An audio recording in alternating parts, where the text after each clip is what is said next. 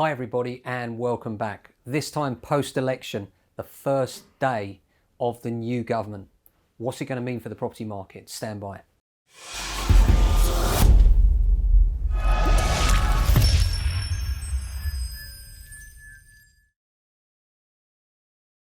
Well, hi everybody, welcome back. We did predict this, wasn't rocket science, I know, but we did expect a slim Tory majority. They've done a little bit better than that, but that's neither here nor there. The question is, what will the government mean for the property market in the coming year?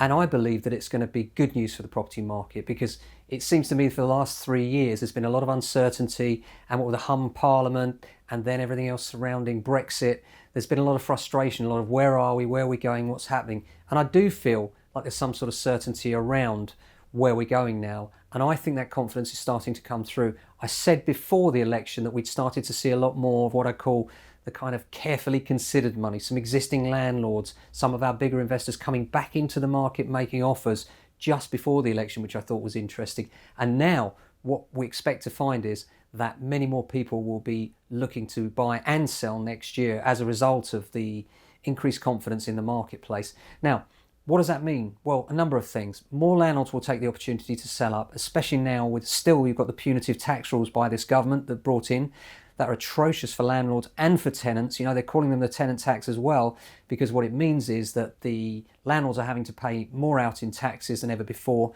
which is making a lot of them sell up. This year in London alone, we're 22% down on available stock. I mean, that has huge implications financially. In the end, it's all about the supply and demand. So what I see happening next year is landlords that were considering selling will take advantage of the stronger market and choose to sell. That will make less availability on the rented market. I think the rental market will be a very hot topic for that reason, because rents will increase above inflation for that reason. As far as the sales market is concerned, well, I think we're looking at a very positive position. I suspect initially early January we'll be looking at uplifts of around 5%, and then throughout the year I think that could even strengthen, but that depends on a lot of other things as well. But right now we've got record low interest rates, we've now got certainty in terms of government, maybe not in terms of Brexit, but at least we know the direction of travel, and I think that will go a long way towards injecting confidence back into the UK property market.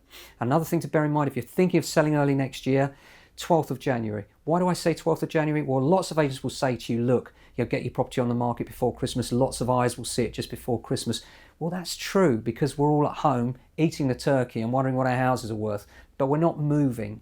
So trust me on this, over Christmas, you will not sell, and you'll be that house that was on the market last year. Don't do it.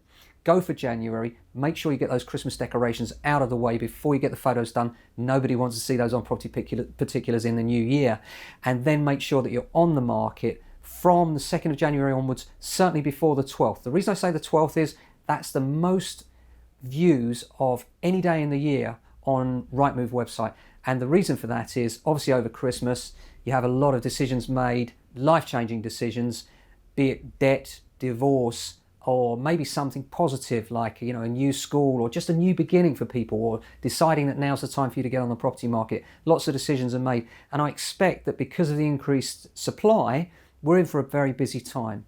So it remains to be seen what actually happens. That's just my view. Just wanted to give you some quick post-election thoughts, and we'll be back next week with another video just around the celebration things really. I hope you've enjoyed this week's edition. If you do, click like, subscribe and share, and we'll see you next week. Thanks for watching.